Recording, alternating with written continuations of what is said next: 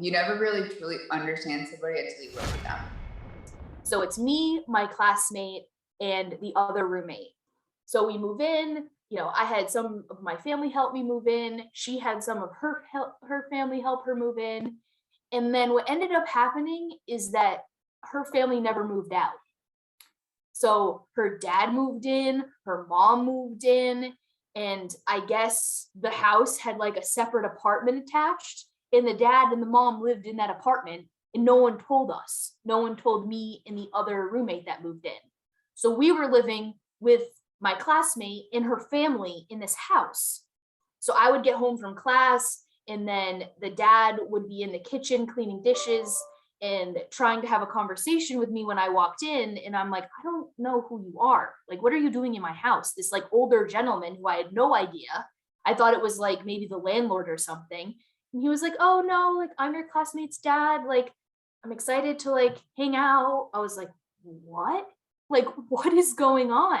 The roommate that was my classmate who lived in the big bedroom upstairs ended up getting her own fridge and her own microwave in the room.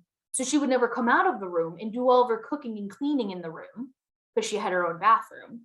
Meanwhile, her mom and dad are using the kitchen downstairs with me and the other roommate. And we were like, this is sketchy. This is really weird. We're very uncomfortable. We did not sign up for this. So we figured out with the landlord and we had to hire a lawyer to help us get out of this. Let me preface that we lived in the smallest dorm room you will ever see. It was a New York City dorm room, and then we had bunk beds. I really should add that in there. I finessed my way into the bottom bunk. I had to have the bottom bunk. I'm pretty sure I like lied to have the bottom bunk also, but she had the top bunk. So I set my alarm and I woke up and I was like, all right, I still have time. I'll snooze. And so everything was fine, normal. I wake up to my second alarm. So keep that in mind. I had already woken up and nothing was happening. So she knew I was getting up soon. I wake up to my second alarm and the bed is moving like back and forth. And I was like, this is suspicious. Like, what's going on? And so I kind of just was like trying to like figure out like, oh, is there someone in here like with her, or is she alone? Because I was like, what do I do? And I don't know. Like okay. She was masturbating with me in the room, with me on the bottom bunk, asleep. And the whole bed was shaking. The whole bed was shaking, going back and forth. And like I had seen, like she had left her sex toys out before, and I was like, whatever, do what you gotta do, no shame, don't care. But I was in the room in this, like, I guess the same bed. Like it was a bunk bed.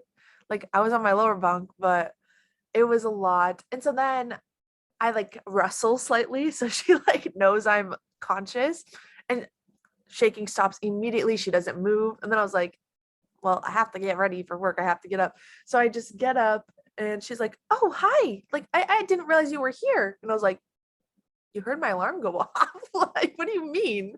Like, what do you mean? You didn't know I was here. And so then she kind of just like, oh, well, like, how'd you sleep? Like, she was kind of, I think she was trying to gauge whether or not I knew. And I was just like, oh, fine. This is what I sent to her after work. I crafted this March 9th, 2019 at 12:12 p.m. I said, hey, I know this is really awkward to talk about, and I don't usually do this because confrontation isn't my thing, but I literally woke up to the entire bunk shaking this morning, and I think we both know why. Why? I'm so dramatic. I understand you probably thought I wasn't going to be awake for some time, but either way, I just don't think in any circumstance that's okay. I've been really chill this last semester with stuff, and I'm not trying to upset you, but please just go to the bathroom or the shower next, or just wait until I'm gone next time and lock the door. Love you, and I don't have a problem living with you, but please don't let this happen again. It was whack, but she handled it well.